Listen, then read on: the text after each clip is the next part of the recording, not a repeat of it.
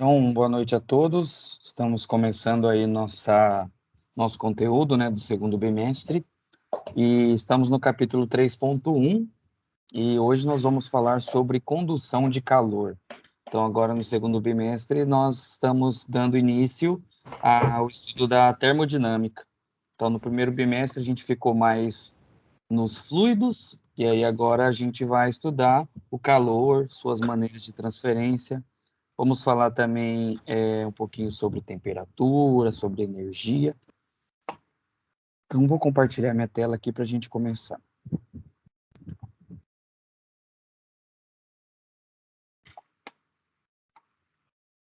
Então, deixa eu escrever em forma do capítulo para ficar melhor aqui, 3.1. Então, vamos falar sobre condução de calor. Tá, vamos conversar um pouquinho aí antes de eu aprofundar aí. Primeira coisa, pessoal, acho que a gente pode definir aqui, iniciando nossas conversas, é calor. O que é o calor? Muitas pessoas, elas relacionam como o calor sendo uma medida de temperatura, por exemplo, e apesar deles serem relacionados, é, eu acho que essa não é uma boa definição. De uma maneira geral, o calor, ele é energia, e ele é energia que se manifesta de uma forma térmica, né? Então, ele se manifesta, por exemplo, por intermédio da temperatura. Então, o calor, como ele é uma energia, ele vai ser medido em joule. Então, aquele mesmo joule que a gente já media na energia cinética, já medíamos na energia potencial, esse mesmo joule vai ser usado aqui no calor. Então, como a disciplina é fenômenos de transporte, esse transporte que vai acontecer agora no segundo bimestre é o transporte de energia em forma de calor. No primeiro bimestre, o transporte era um transporte de massa, porque a gente tirava massa, um fluido de um lugar e levava para outro, e também era um transporte de energia, porque nessa massa que estava sendo transferida, ela carregava consigo uma energia.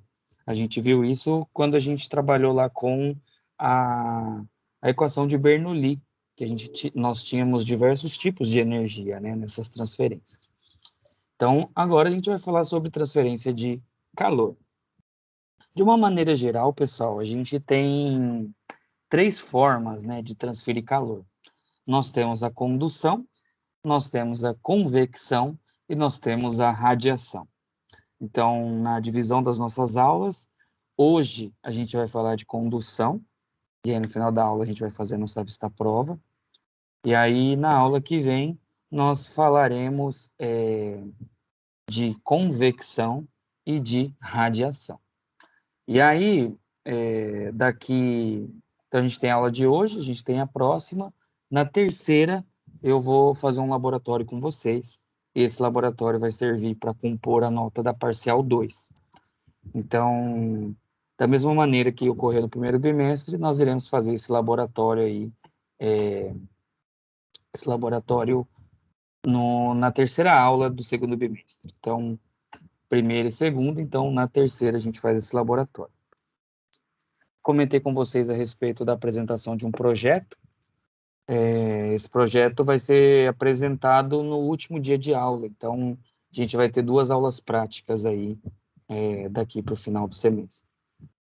Mas eu vou explicar isso melhor mais para o final. Então, na aula de hoje, o nosso foco é na parte de condução. Mas, de uma maneira geral, como introdução, eu vou conversar um pouquinho com vocês sobre cada um. Então, uma definição, né, de calor é uma energia que está em trânsito. E aí, aqui, essa frase, ela tem uma coisa muito interessante, que essa transferência só ocorre porque há o quê? Uma diferença de temperatura. Então, se não haver essa diferença, né, de temperatura, a gente não tem transferência de calor.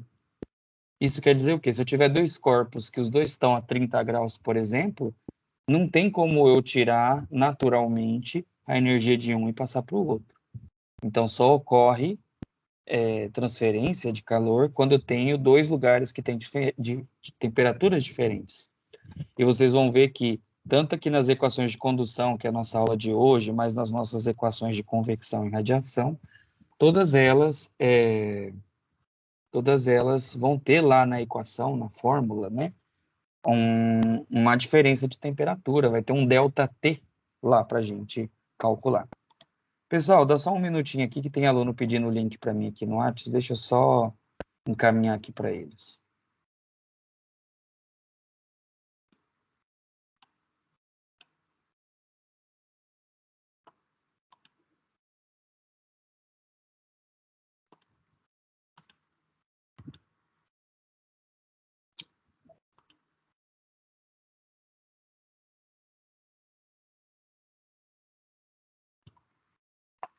Um momentinho.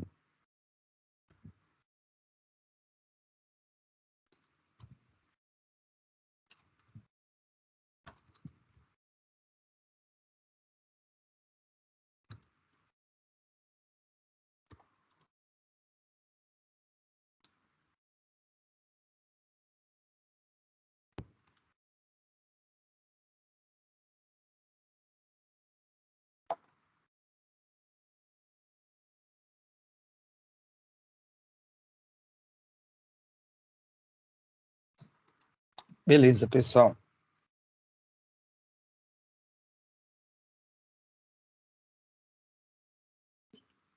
Então, nosso tema é hoje de condução. Então, vamos conversar como que ocorre essa transferência de energia, né, por condução. Na condução, pessoal, o calor vai ser transferido de molécula em molécula e ela é transmitida por vibração. Então, vamos tentar fazer um desenho aqui para a gente ilustrar. Vamos imaginar que aqui a gente tenha um corpo genérico qualquer, e a gente já sabe que corpos são feitos de moléculas. E essas moléculas, elas se unem entre si por ligações químicas, né? Então, devido a atrações e repulsões eletromagnéticas, esses átomos se organizam. Então, a gente tem aqui os átomos. Então, vamos desenhar aí os átomos, essas bolinhas que estão aqui, elas estão representando os átomos. Todo corpo que tem temperatura, né, ele vibra. Se ele for sólido, se ele for um fluido, ele ainda, além de vibrar, ele ainda translada. Ele vai mudando de posição. Como a gente está falando de condução, a gente vai supor que, nesse exemplo aqui, que seja para um corpo sólido. Então, esse corpo sólido, ele tem todas as ligações aqui, e essas moléculas, pessoal, elas não ficam estáticas. Então, por mais que macroscopicamente a gente observe um corpo, esse corpo pareça que está parado, na verdade esse corpo está vibrando. Então, a gente pode supor que todas essas moléculas aqui, ó, elas estão vibrando. E essa vibração, ela aumenta com a temperatura. Quanto maior a temperatura, significa que mais vibração tem. Então, por exemplo, se a gente põe nossa mão numa panela quente, por que a gente queima a nossa mão? Por que nossa mão machuca? Aquela vibração da panela quente, devido à energia que tem nela, é tão intensa que essa vibração vai ser como se fosse milhões de socos e batidas ali na sua mão e acaba destruindo as ligações atômicas ali da sua mão. Então, quando você coloca, por exemplo, a mão num lugar muito quente, por que a mão queima? Esse queimar significa que você está recebendo tanta energia de vibração que isso acaba estragando as ligações atômicas que tem lá na sua mão. Então, aquele queimado, entre aspas, ele é as suas ligações atômicas que foram destruídas por essas vibrações. Então, o que vai acontecer? Se eu colocar uma fonte de calor aqui de início, vamos supor aqui ó, que eu coloquei imaginem que isso aqui seja uma fonte de calor, então o que vai acontecer aqui? Aqui nesse começo eu vou ter uma temperatura que vai ser maior do que aqui na direita, por exemplo, eu vou ter uma temperatura menor. Então, conforme esse calor for sendo absorvido aqui por esse corpo, essas primeiras moléculas aqui vão começar a vibrar cada vez mais intenso. E aí, os vizinhos dessa molécula vão começar a sentir essa vibração. Então, essa vibração mecânica vai ser transmitida desse para esse, que vai começar a vibrar, aí desse para esse. E aí, assim sucessivamente, esse calor vai sendo transmitido. Então, ele não é uma coisa que acontece também instantaneamente. Ele vai, de molécula em molécula, vai progredindo, né? Vai fluindo. Pode perguntar, Leandro. Não sei se é só o meu, mas ele não tá mostrando aqui o que o senhor tá fazendo. Tá só 2 linhas no meu. Vocês estão vendo o desenho que eu estou fazendo, pessoal? No meu eu tô vendo. Sim. Agora, Eu também tô vendo. agora apareceu aqui. Deve ser a internet. Às vezes a internet dá Apareceu aqui agora. uma enroladinha. Então, esse calor vai fluindo de molécula em molécula. Então, quando a gente tiver nossa aula de laboratório, a gente vai fazer um experimento aí para justamente simular essa situação aí que eu estou comentando. Então, se a gente observar aqui, a gente já pode pensar o quê? Que na hora que eu for fazer uma equação para representar isso, tem algumas coisas que a gente vai discutir. Por exemplo, ó, se aqui na esquerda eu tenho uma temperatura maior, na direita menor, a gente pode pensar assim, ó, se eu tenho um lugar muito quente e um lugar mais frio, é mais fácil de eu passar bastante calor de uma vez para o lado que está frio. Agora, se eu tiver um local que ele, tipo assim, tá só um pouquinho mais quente que o outro, vai demorar mais para aquecer o outro lado. Então, essa diferença de temperatura que a gente está falando aqui vai ser importante nessa transferência de calor. Então, imagina você estar perto de um incêndio ou você estar perto de uma vela. Então, quanto maior a diferença, né, de energia. Então, aqui a gente vai ter um ΔT, né? O que é um ΔT? É uma diferença de temperatura. Posso falar que é um T. Não vou usar TFTI, não. Vou usar um T menos um T0. Aqui poderia ser um T da esquerda menos um T da direita, por exemplo, né? As duas temperaturas. Outra coisa que a gente pode pensar também é assim, quanto mais comprido esse corpo, mais vai demorar, né, para o calor sair. Opa, apagou, que droga. Vou fazer aqui rapidinho.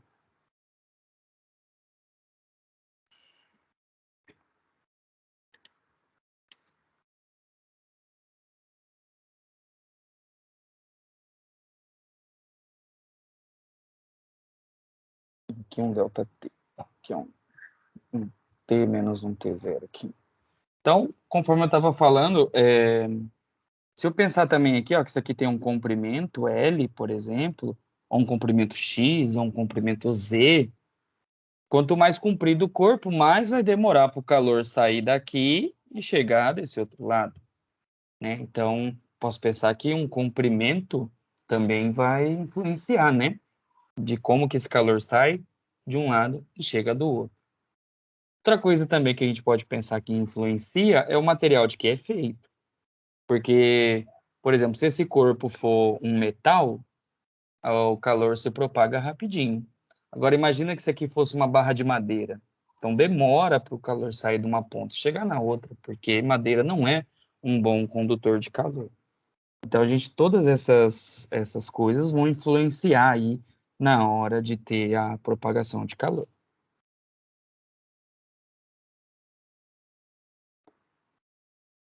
Aqui uma imagenzinha. Hoje eu não vou adentrar muito aqui no convecção e radiação, vou deixar para o dia que a gente for fazer sobre eles. Vamos focar aqui no nosso condução, que é o que a gente está fazendo hoje.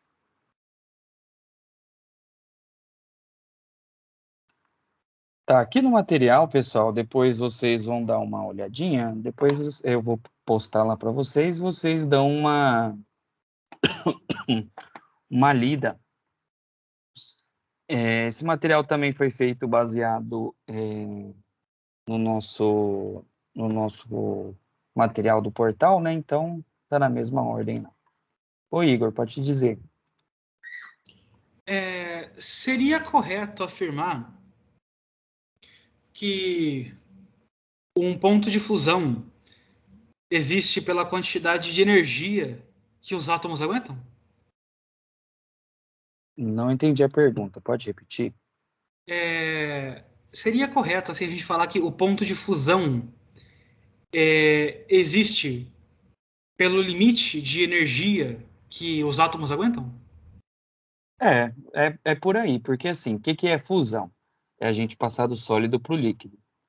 Para a gente manter um corpo sólido, vamos imaginar aqui, ó, fiz só 4 átomos. Para eu manter ele sólido, eles são ligados aqui eletromagneticamente. A gente tem atração ali de elétrica e magnética ali entre esses átomos. Eles se atraem mutuamente, essa atração é forte o suficiente para manter eles coesos e paradinhos ali nessa estrutura. Se eu vou fornecer energia, forneço calor, por exemplo, vai começar a aumentar a vibração. Essa vibração pode ser grande o suficiente e rompa essas ligações aqui. Na hora que romper essa ligação, esse corpo vai deixar de ser sólido e vai passar a ser líquido. E aí ele vai ficar, tipo assim, todo caidinho aqui, mas ainda líquido, ainda vai ter uma atração. Se eu continuar fornecendo energia, Professor, ele vai chegar uma hora que ele vai virar vapor. Pode dizer, pessoal. o senhor tá colocando alguma coisa na tela agora, nesse momento? Desenho. No, sua tela não tá aparecendo pra mim, professor. Tá, deixa Tá eu seu compartilhar rosto aqui. só, no caso. Assim. Então, deixa eu só desenhar de novo aqui, então. Imaginem assim, ó, a gente tem 4 átomos, só um pedacinho. Eles são ligados eletromagneticamente. Se eu fornecer calor para eles, e esse calor for o suficiente de atingir esse ponto de fusão, ou seja, eu vou aumentar a temperatura até que ele deixe de ser sólido e passe a ser líquido, esse calor que eu estou fornecendo vai ser usado para romper aqui, ó, essas ligações aqui, ó. Então elas se rompem e aí esse corpo passa a ser um líquido, por exemplo. Ele ainda tem algumas ligações entre os átomos, mas não é uma ligação tão estável, né, quando a gente tinha previamente. Então, o calor é que fornece essa energia para ocorrer essa mudança de fase, né, que é de passar do sólido para o líquido, por exemplo. Beleza, Igor? Beleza, professor, eu agradeço a sua explicação. Tá. Vamos fazer então a primeira definição aqui de um tema, né? Então, um fluxo de calor seria uma quantidade de calor que atravessa um condutor numa unidade de tempo. Então, você só simplesmente pegar um fluxo de calor, é só eu pegar o calor que vai passar no tempo. Então, calor a gente vai usar a letra Q para representar calor. Então, calor, a unidade de medida dele é joule, de tempo é segundo. E aí, quando eu divido joule por segundo, isso ganha um novo nome na física, que é o watt. Ou seja, o fluxo de calor ele tem a mesma unidade de potência. Então, a potência é a quantidade de energia, que a gente pode supor, por exemplo, quantidade de energia gasta num intervalo de tempo, por exemplo, se a gente estiver falando de eletricidade ou movimento, mas eu também posso usar esse watt para quantidade de calor que atravessa um condutor, um espaço aí num intervalo de tempo. Então, eu posso usar joule segundo, mas eu posso usar o watt também. Então, o fluxo de calor, ele é uma potência. Ele é a mesma coisa de uma potência. Só que aqui, esse gasto energético vai ser focado em calor, né? Em energia térmica. Então, para calcular um fluxo, simplesmente pega o calor, divido pelo tempo. E aí, isso aí já vai permitir que a gente tenha esse fluxo. Então, essa primeira equação, tranquilinha, né, pessoal? Só divide calor pelo tempo. Só para reforçar, eu havia falado com vocês que para eu ter um fluxo de calor, eu preciso ter temperaturas diferentes. Se eu tiver equilíbrio térmico, eu não tenho fluxo de calor. Mas existe, então, uma regra meio que generaliza isso. Que é assim, para eu ter qualquer tipo de fluxo, eu tenho que ter uma grandeza que a gente chama de gradiente. O que é um gradiente na física, né, ou na matemática? É quando eu tenho uma grandeza que varia com o espaço. Então, por exemplo, aqui nesse desenho aqui do meio, eu tenho aqui em cima é quente e embaixo é mais frio. Então, se a temperatura, né, nesse caso, ela varia com esse comprimento aqui, Z, por exemplo, eu tenho um gradiente, ou seja, eu tenho uma temperatura que varia conforme eu vario um comprimento. Então, eu poderia calcular esse gradiente fazendo um ΔT dividido aí por um ΔZ, por exemplo, se eu falar que essa altura aqui se chama Z. Isso aqui seria um gradiente, ou seja, tem uma grandeza que varia em função de um comprimento. Esse gradiente não é a primeira vez que ele aparece na nossa disciplina. Ele apareceu também no primeiro bimestre. A gente tinha o gradiente de pressão. No primeiro bimestre, a gente estudou como a pressão variava em função da profundidade. A gente aprendeu no princípio de Stevin que quanto mais fundo eu ia, mais a pressão aumentava.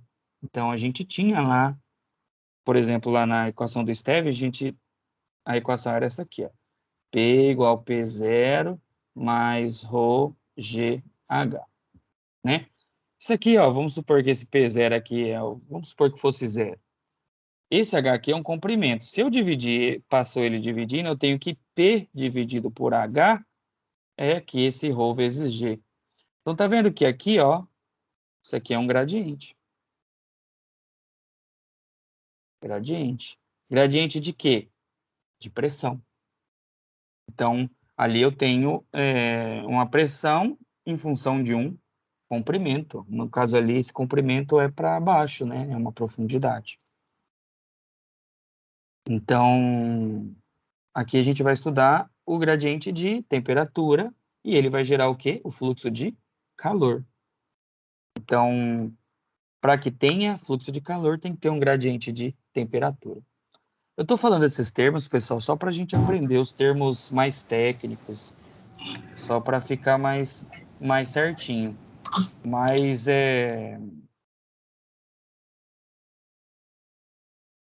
assim, é parte teórica, né? Isso aqui é importante a gente entender para ficar melhor aí.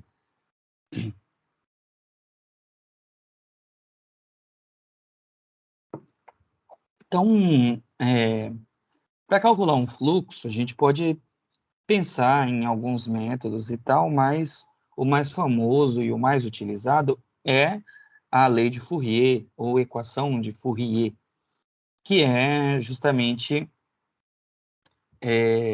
uma equação que vai explicar como que vai ocorrer esse fluxo, né? Esse fluxo de calor. Então, nós vamos aplicar a equação de Fourier nesses experimentos aí, nós. Então, vamos relembrar aquela discussão que eu estava fazendo no desenho para nós chegarmos, né, na equação aí da lei do Fourier. Esse símbolo aqui, ó, que está aqui, ele significa que ele é proporcional, certo? A gente pode fazer ele assim. Não é igual, é proporcional. O que é ser proporcional? Se uma coisa aumenta, a outra aumenta também. Então, esse delta de temperatura aqui, né, que é esse delta T, que é a variação de temperatura, o que quer dizer? Quanto maior essa diferença de temperatura aqui entre os dois pontos, mais fluxo de calor eu vou ter.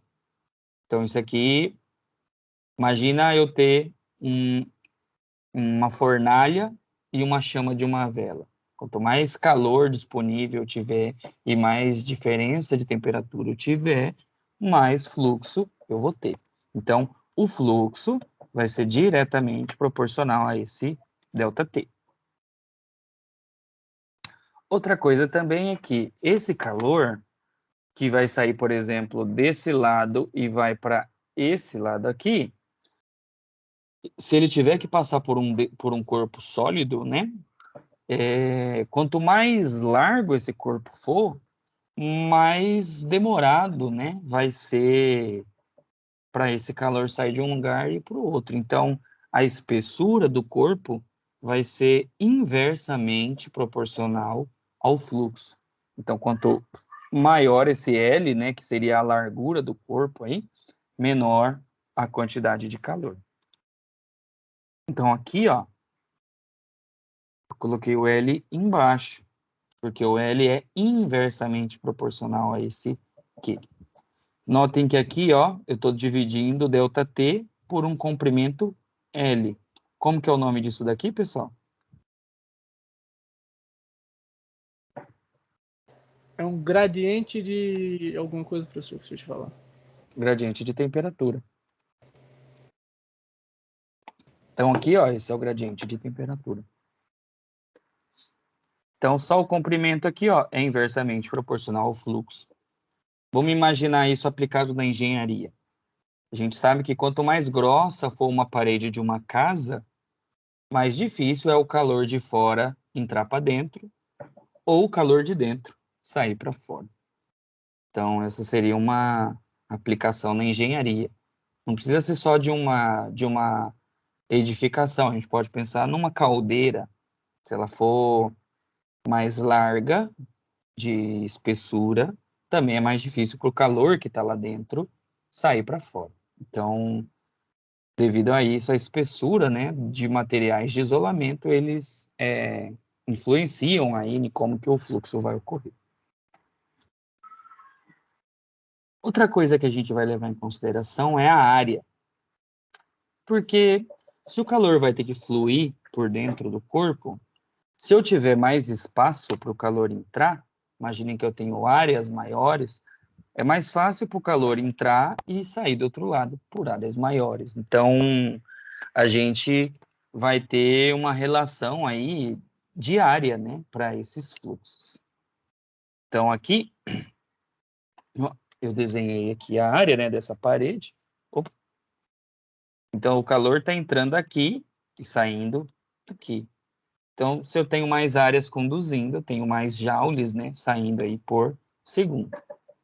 Então, diretamente proporcional à área e o fluxo de calor. E aí, por último, fica do que o material é feito. Então, do que esse material aqui for feito, de ser um material que é isolante ou não, condutor ou não, é o que vai fazer essa equação aqui virar essa. Então, essa daqui é a nossa equação de Fourier. Então, essa constante K, que está aqui, nós iremos chamar ela de condutividade térmica. Então, quanto maior essa condutividade térmica, significa que o corpo é melhor condutor. Então, a gente pode pensar, por exemplo, que metais têm condutividade térmica alta e materiais que são isolantes têm condutividade térmica baixa. Então, o ar, condutividade térmica baixa, borracha, isopor, tudo isso tem madeira, tudo isso tem condutividade térmica baixa. Na equação, acaba aparecendo um sinal de menos aqui. E esse sinal de menos, a gente pode interpretar ele mais num viés teórico. Esse negativo aqui significa que o gradiente, que é esse carinha aqui, ele tem o sentido oposto do fluxo, que é lá daquela definição aqui, ó, que eu tinha conversado com vocês, que os dois têm os sentidos opostos. Então, se o gradiente ele é um vetor, que a gente pode representar ele por um vetor, e esse vetor aponta para maior valor da grandeza, o fluxo ele sai do mais quente e vai para o mais frio. Então, eles teriam tipo sentidos opostos. Então, esse sinal de negativo aqui, ele é mais assim, na questão, a gente pode pensar de um sentido vetorial, de mostrar que esse cara aqui e esse aqui têm sentidos opostos. Outra coisa também, ó, aqui o gradiente está escrito no formato diferencial. Então, a gente pode também trabalhar essas equações, a gente pode trabalhar com derivada e integral, por exemplo, na hora de resolver. Então, também posso estar representando usando funções matemáticas para representar como que a temperatura está distribuída num determinado lugar. Se eu não usar na notação diferencial, aí a gente pode simplesmente usar igual aqui em cima, ó, um ΔT, que está dividido num comprimento L. Então, está aqui a nossa lei de Fourier. Esse Q aqui, pessoal, que é o fluxo de calor, ele é joule por segundo ou watt. Isso quer dizer que se ele é joule por segundo, isso significa que esse Q aqui, ele tem uma outra fórmula aqui dentro dele, né? Ele é energia, ele é energia dividido por um intervalo de tempo. Então, se no exercício entrar a questão de tempo, a gente tem que trocar esse Q e reescrever ele, né? Usando energia e tempo, porque ele é joule por segundo. Então, a gente tem a área de superfície. Lembrando que aqui, pessoal, a gente vai usar tudo no Sistema Internacional de Medidas. O ΔT, ele é uma diferença de temperatura, ele pode ser feito tanto em Kelvin quanto em graus Celsius. Por que isso? Porque como a variação de 1 grau Celsius, ele é equivalente à variação de 1 grau Kelvin. Então, se eu aumentar 100 Kelvin determinada coisa, é a mesma coisa de eu aumentar 100 graus Celsius. Então, se eu estiver falando de variações, eles são equivalentes. Não quer dizer que 100 Kelvin é a mesma coisa que 100 graus Celsius, que é igual se eu aumentar 100 graus Kelvin, é a mesma coisa de eu aumentar 100 graus Celsius. As variações são iguais. Agora, as escalas são defasadas. Então, a escala Kelvin começa no zero, né, que a gente chama de zero absoluto. E a escala do grau Celsius começa no menos 273. Esse conteúdo de escalas termométricas vocês viram na disciplina de Física e Energia, no segundo bimestre.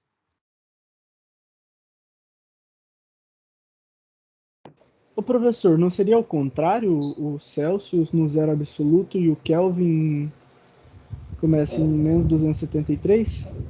Não. O Kelvin não tem temperatura negativa. Ele já começa no zero e vai subindo. Aí, quando chegar no 273 Kelvin, é que vai ser o nosso 0 grau. Já grau Celsius tem negativo. Entendi. Detalhe legal aí também é que, como ele é zero absoluto, né? Ele, o Rankine, ele não vai o centígrado, né? A bolinha. É até meio que errado falar, tipo assim, grau Kelvin. Você simplesmente fala Kelvin. Isso, ele não tem o...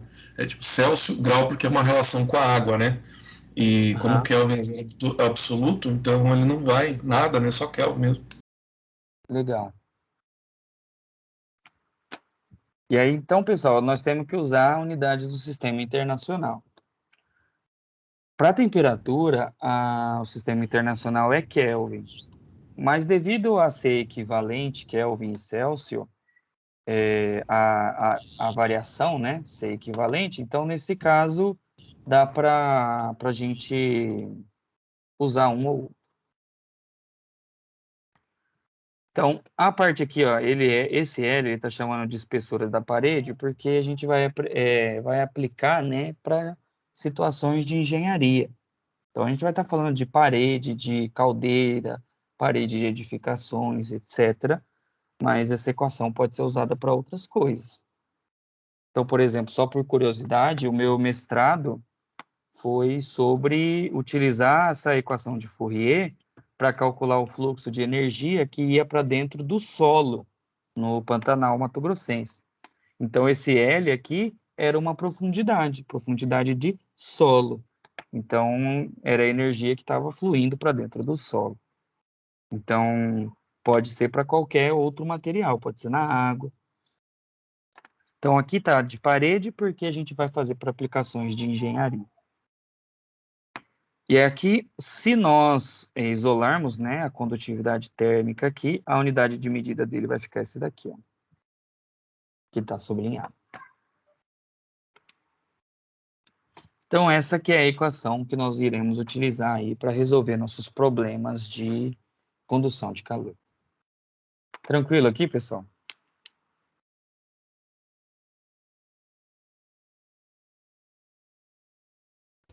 Até agora sim, professor. Tá, dá um minutinho, rapidinho, pessoal.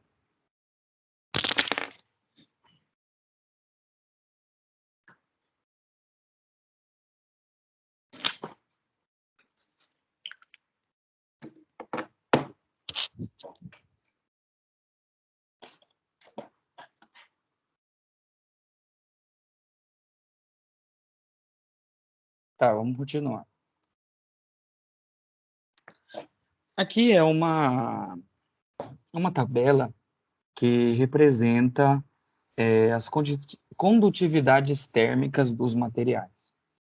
Então, se a gente pegar esses primeiros materiais aqui, ó, que são metais, eles conduzem calor muito melhor do que esses que estão aqui embaixo aqui, ó. Então, por exemplo, vamos imaginar aí, ó, alumínio aqui, por exemplo, ó. Alumínio é bem comum a gente usar alumínio, é bem comum a gente usar copos de alumínio. Então, se a gente coloca uma coisa quente no copo de alumínio, é bem comum a gente, tipo assim, queimar a mão, tomar café, por exemplo, num copo de alumínio, porque ele conduz calor para fora muito rápido e o calor vai para nossa mão. Mas e se a gente for beber uma coisa gelada no copo de alumínio, o que vocês acham que vai acontecer? Vocês acham que ele vai ser bom ou não? O que vocês acham? Com relação à transmissão de calor, professor? Isso? Cara, o alumínio ele tem alta condutibilidade, né? Ele vai dispersar muito rápido a temperatura que você tem. Então, se você está com um copo água gelada, né? Ele vai transmitir isso fácil para o meio, tanto que o copo fica bem gelado, né? É mais fácil a gente até falar o contrário, né? É o calor do meio que vai entrar para dentro do copo e aí vai esquentar o que tiver dentro. Então, tipo assim, a galera cervejeira aí que gosta de usar um copo de alumínio, por exemplo, não é um material meio que recomendado para isso. Mas, por exemplo, vamos imaginar latinha de refrigerante ou de cerveja. Depois que ela está gelada, ela é fácil de perder. Então, se você...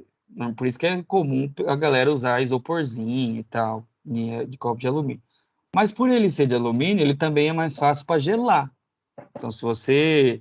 Ó a comparação aqui, ó, de alumínio, que é 237, para vidro, que é 0,72. Então, é mais de 200 vezes mais condutor do que vidro, por exemplo.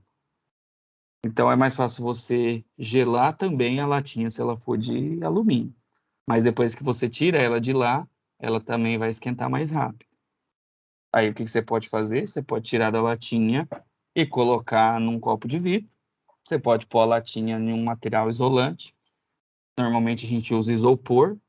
Mas, assim, pessoal, se vocês enrolar num pano de prato, num papel, qualquer coisa que vocês enrolarem essa latinha, vocês já atrapalham a troca térmica e já funciona como isolante. Pode falar, Kelvin. Ô, professor, a prata eu sei que é um dos melhores condutores porque tem um teste para ver se é prata de verdade, que eles põem a prata em cima do gelo. Uhum. A prata pura, ela gruda no gelo e derrete o gelo em questão de segundos. Eu queria saber legal. do diamante, professor. O diamante diz que é um dos melhores condutores não metálico que existe na Terra. Olha, eu não sei quanto que é o valor do diamante, não, mas assim, tem como colocar no Google aí, qual é a condutividade térmica do diamante. Aí ele vai aparecer lá o valor. Joguei, não achei não. Eu acho que é elétrica, não é elétrica, porque como ele é base de carbono, né, o grafite, né, ele tem uma alta transmissão. Vamos ver, deixa eu ver se eu acho. Condutividade térmica do diamante. Eu me surpreendi aí com polipropileno, professor. Não, desculpa, com espuma. Eu sempre achei que o isopor, né, ou espuma, ela fosse um mau condutor térmico justamente por causa que tinha ar. Porque é 95% ar e 5%. Sim. Então, é mais do que o próprio ar. Eu achei que o ar fosse o cara que... Mas assim, ele é isolante. Sabe, professor, um negócio interessante que a gente tá... Aproveitar o gancho aí. Eu já vi o pessoal construindo casa, isso no interior aqui, né? Fazendo parede dupla, né? Aham. Parede dupla e colocando areia no meio. Aí um dia que eu vi o cara colocando areia, porque na cabeça dele, vou botar areia entre as duas paredes, vai reduzir a transmissão de calor. Só que eu falei, cara, na verdade isso aí tinha que ficar com ar dentro, porque o ar é o pior condutor térmico. Aí o cara, eu acho que ele imagina que quando faz um buraco, né, no chão, tem algo subterrâneo, tem uma temperatura menor, o cara mete areia ou terra no meio da parede. Ele faz certo e depois caga. O solo só é mais frio porque não bate radiação nele, só por causa disso. E todo isolante térmico, né? Essas caixas térmicas também, duas paredes de plástico com ar, Aham. né? Sim, faz todo sentido. O ar não é bom condutor porque a condução, pessoal, como vai transferindo por vibração, meio que a molécula tem que interagir com outra. E o ar, ele é, entre aspas, meio que vazio comparado com coisa sólida. Então, até uma partícula conseguir interagir com a outra para transmitir o calor dela por condução, tipo assim, é mais difícil, você diminui a probabilidade. Ó, eu achei ali, ó, se o Google não tá mentindo, falou que o diamante é 2.000. Então, aí, ó, mais de 5 vezes maior que a prata. Mas, assim, pesquisei no Google e foi o primeiro link que eu vi.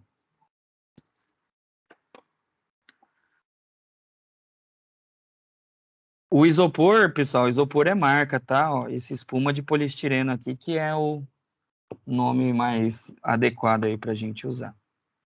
Se a gente olhar aí, ó, madeira também não é bom condutor, tijolo não é bom condutor, água também comparado com metal, ela é pior condutora, mas se eu comparar a água com ar, ela é melhor condutora. Então, por exemplo, pessoal, imagina que vocês têm que tirar uma panela bem quente do fogo. Vamos supor que seja uma panela daquelas que o cabo de segurar elas é tudo de metal. Vocês acham que é melhor ir com o pano molhado ou o pano seco tirar essa panela aí? Pano seco, né, professor? Tem que Porque ser a pano água seco. também ela é muito condutiva, né, de calor. Ela é mais condutiva que o ar. Então, se você vai com o pano molhado, a probabilidade de esquentar e queimar sua mão é maior do que você ir com o pano seco. Então, o pano seco, tipo assim, o ar, pessoal, isola tanto para calor quanto para frio. Então, se vocês querem manter uma coisa gelada, vocês podem envolver ela com um pano que vocês conseguem mantê-la gelada, assim, por mais tempo. Ou quente também, mesma coisa, porque ele isola, ele atrapalha tanto o calor entrar ou o calor sair de um determinado lugar. Então, vamos fazer esse exercício aqui. Então, a gente quer calcular, né, essa taxa de transferência de calor que vai estar passando aí nessa parede.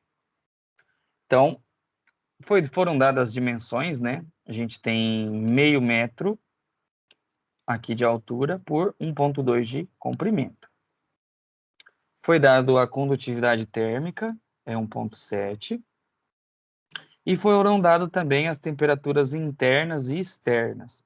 não falou de que é essa parede, se essa parede é de uma caldeira, de uma fornalha, não falou do que é, só falou que é uma parede. Então, tanto é que as temperaturas internas e externas aqui são bem grandes, né? 1400 Kelvin e 1150 Kelvin. E aí a gente vai considerar que esse fluxo está ocorrendo só em uma dimensão. Porque essa parede, como ela é em 3D, o calor vem para os lados aqui também, né, e tal, mas a gente quer só o calor que entra aqui e sai aqui. Aqui embaixo também, ó, foi dado a largura da parede. Então, vou colocar a equação aqui, ó, que é A K delta T sobre L. E aí eu vou dar uns minutinhos aí para vocês calcularem. Calculem aí quanto que vai ser esse fluxo, pessoal.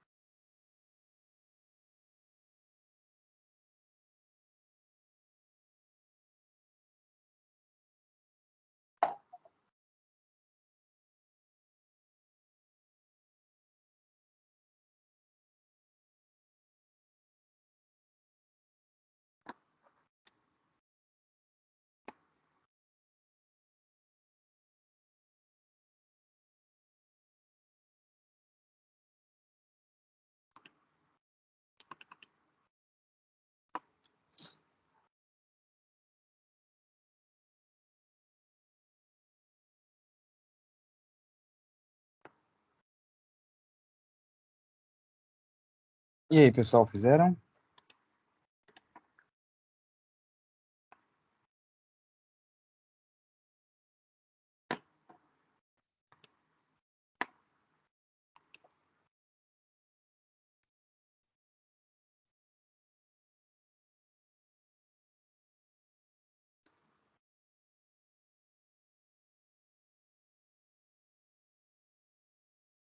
Vamos fazer?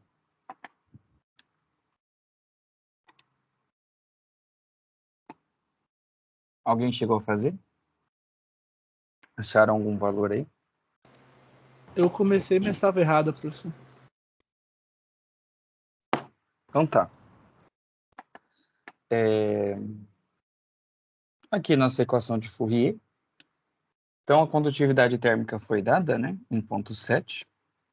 A área que esse calor vai ser transmitido é de meio de altura por 1,2 de largura. E a espessura, que é esse L, né? Que é de 15 centímetros, está aqui embaixo, ó, no gradiente. E o ΔT é a diferença das duas temperaturas. Então, se nós calcularmos, né, aqui na hora de jogar na calculadora, coloca um parênteses aqui, ó, para ficar certinho. Vai dar 1.700 watts, ou seja, a cada segundo passam 1.700 joules por essa parede. Entendido aí, pessoal? Sim, professor.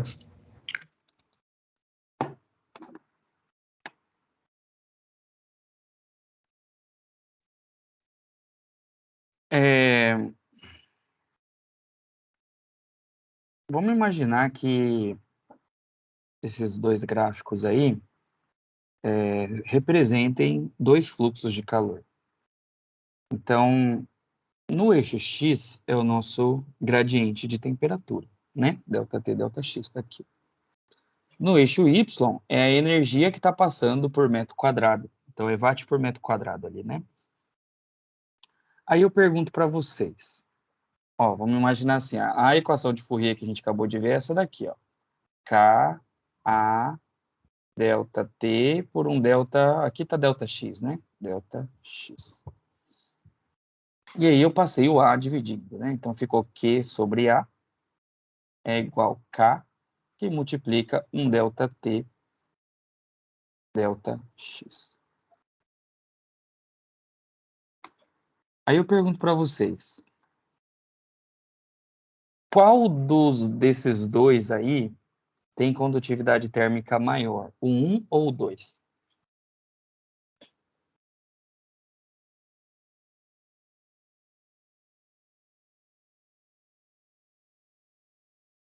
Quem que arrisca isso? Alguma explicação? Um, Por que você acha que é o 1? por conta da questão da coeficiente de... O que eu esqueci, professor? Coeficiente angular? Isso. No caso, ele está sendo dividido pela área. Ó, o 1 tem o ângulo maior, né, do que o 2, se a gente pensar assim, né? Quem é o coeficiente angular dessa equação? Vocês percebem que essa equação aqui, ó, é uma equação do primeiro grau? Porque não tem nada ao quadrado. Então, o gráfico tem que ser uma reta. Esse K que está aqui, ó, ele é o coeficiente angular. Quanto maior esse K, mais inclinado vai ser a reta. Então, se a gente tentar explicar simplesmente pela matemática, o 1 é mais inclinado, quer dizer que o coeficiente dele angular é maior. Isso quer dizer que o K, que é a constante aqui dessa equação, ele é o coeficiente angular, e ele quanto maior ele, mais calor, né, é transmitido. Outra coisa que a gente pode pensar é assim, ó. O 1 conseguiu transferir 4 para um gradiente aqui, ó, de 4. O 2 precisou um gradiente de 8 para conseguir transferir 4. Então, a condutividade desse 1 aqui, né, tá tipo o dobro, né, do 2. Ele consegue para um gradiente menor, ele consegue transferir, né, mais calor, por exemplo. Então, a gente também pode fazer interpretações aí em relação a gráficos, né?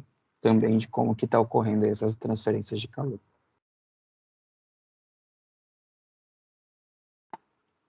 Tá. Deixa eu só ver um negócio aqui rapidinho.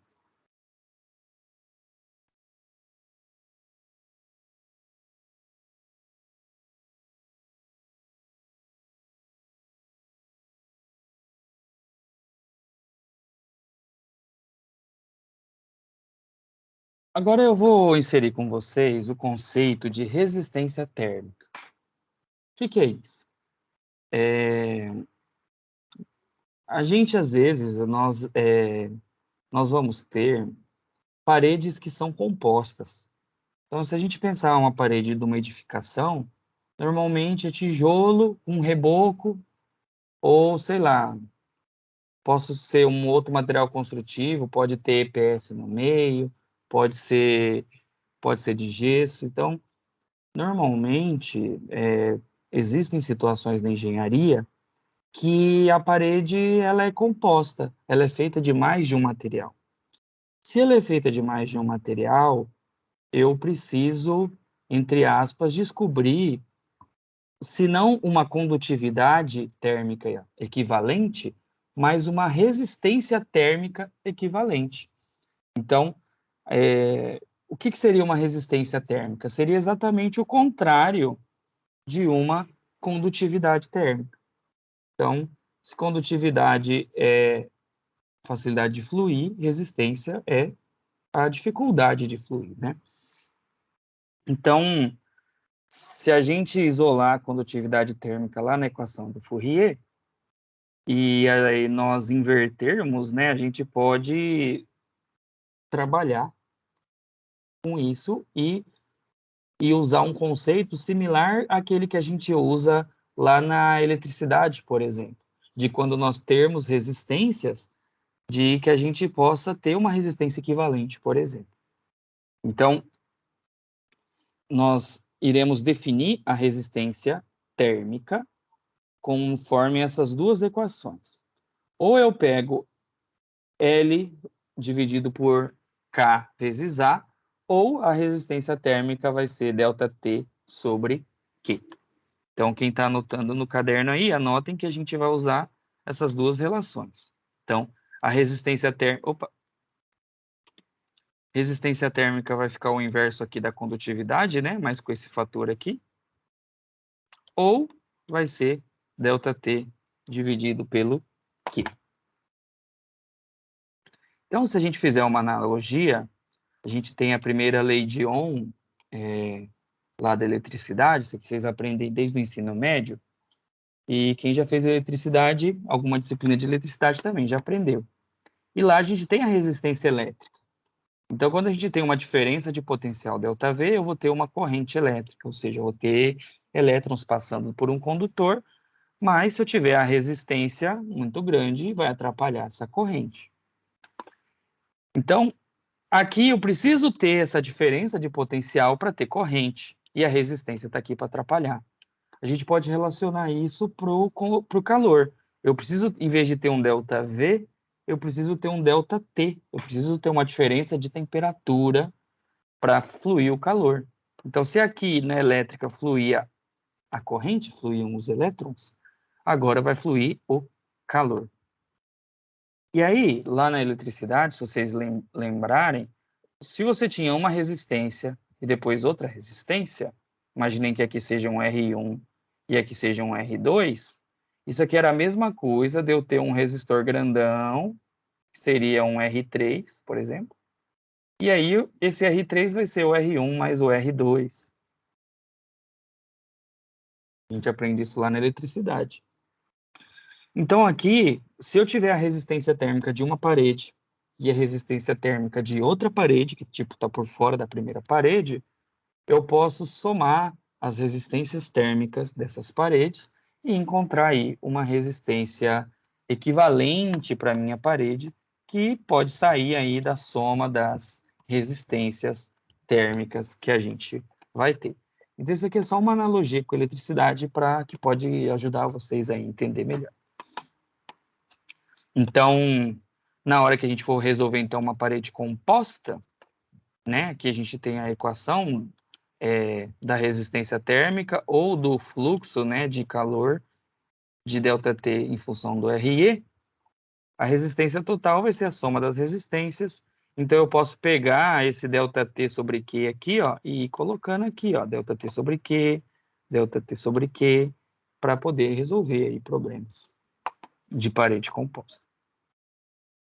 Mas a gente também tem essa equação aqui, ó, que é LK sobre A. Então, a gente tem essas duas, a gente vai usar conforme os dados que forem fornecidos para a gente. Então, dependendo do que for fornecido, a gente pode usar uma ou outra. Então, eu posso usar esses aqui para colocar aqui, ó. E aí eu pego esse RE total, por exemplo, jogo aqui e calculo o fluxo se eu conhecer o ΔT. Então, tem várias maneiras, né, que a gente pode acabar fazendo aí para resolver. Então, vamos fazer um exercício aí de parede composta. Esse aqui eu vou fazer com vocês, para a gente fazer junto. Então, ó, a gente tem a parede externa de uma casa. Então, a gente tem 20 centímetros de tijolo comum e 5 centímetros de gesso. Então, essa aqui é a parede composta. Aí, a gente quer saber essa taxa de transferência de calor, né, para 1 metro quadrado de área. Então, a gente vai calcular por metro quadrado. Quantos joules está indo por metro quadrado dessa parede? E aqui foram dadas as temperaturas. Ó, ele falou que fora dessa casa aí, por exemplo, está 35 graus e dentro está 20 graus. Então, a gente tem 15 graus, né, de ΔT. E aí foram dados as condutividades térmicas. Então, aqui eu tenho a condutividade térmica do tijolo e aqui a condutividade térmica do gesso. Então, como a gente tem uma parede composta, a gente vai precisar descobrir a resistência equivalente das duas paredes, para daí sim a gente calcular o fluxo. Deixa eu só arrumar aqui um negocinho aqui rapidinho.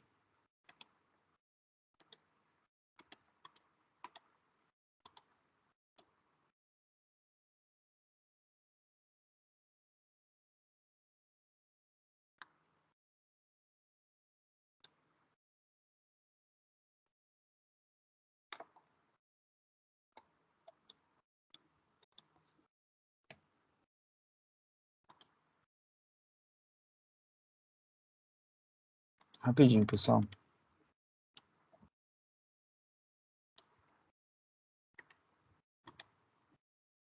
Então, ó, vamos resolver.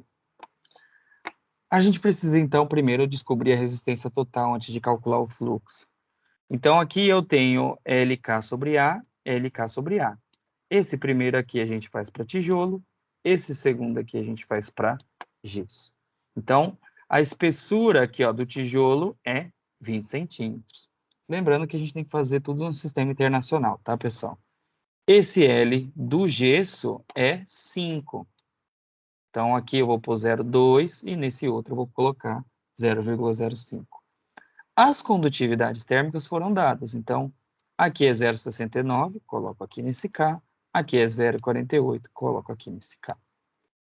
O exercício pediu para fazer por metro quadrado.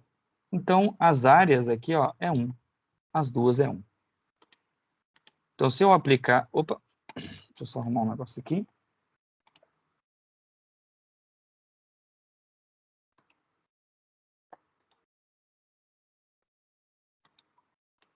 Então, se a gente aplicar, né, então fica 0,2, e aqui 0,05, 0,69 e aqui 0,48. Então, a gente vai ter essa resistência térmica equivalente.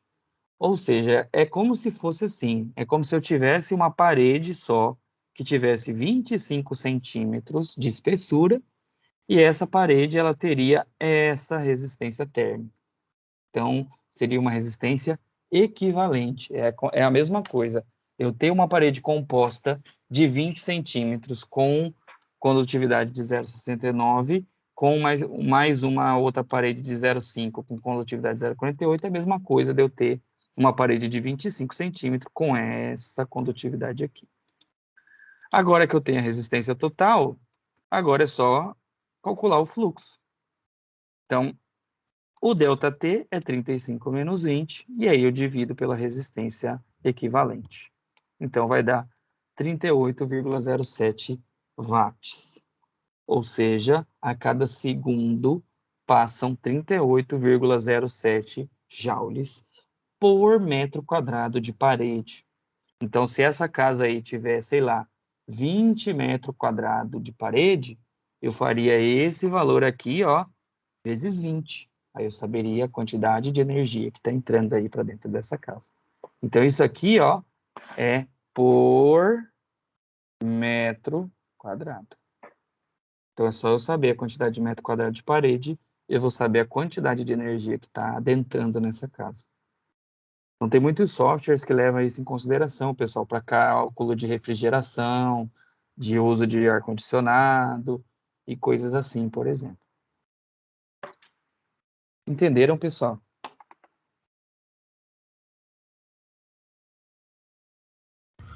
Sim, professor. Tá, eu vou... Pessoal, eu vou postar para vocês esse slide.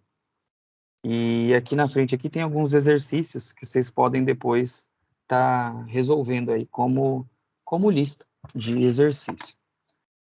Como hoje a gente tem que fazer nossa vista-prova ainda, eu vou encerrar a gravação aqui, depois eu começo outra.